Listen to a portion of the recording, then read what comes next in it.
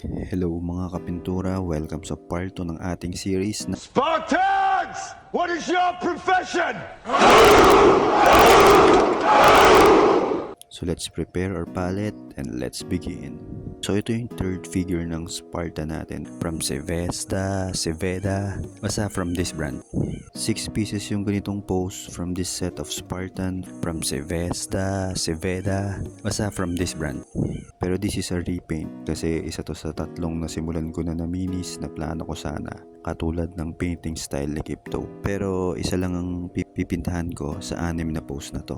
Mas komportable kasi ako magpinta ng isa-isa kaysa batch by batch. May kanya-kanya tayong style kung paano natin pipintahan yung mga ganitong minis. Lalo na pag 1/72 scale, laging marami siya pag nasa box.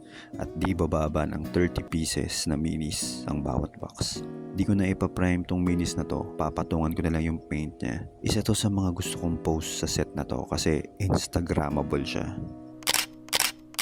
Minsan may mga makukuha ka sa mga set na di magaganda yung pose. Para sa akin, malaking bagay yung pose. Lalo na sa mga ganito kaliliit na miniatures. Isa ang Sevesta, Seveda, basta from this brand.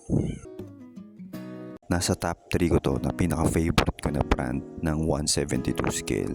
Well detailed kasi yung mga miniatures niya kahit maliliit siya. And sa mga ganitong miniatures, meticuloso ko sa mga details. Gusto ko pipintahan ko kahit yung mga singit-singit na parts. Every detail counts para sa akin. So that's it, pansit. So ito na ang ating revelasyon sa Instagrammable post ng Spartan Miniatures from Sevesta, Seveda, basta from this brand.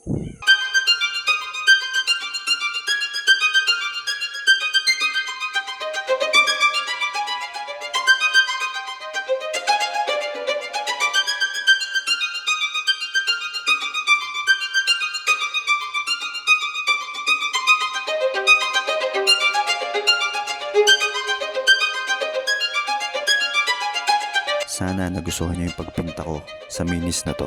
Huwag niyo palang kalimutan mag-subscribe, mag-like, and i-share na rin tong video na to. Next time naman, ito yung pipintahan natin. See you on my next video. God bless you.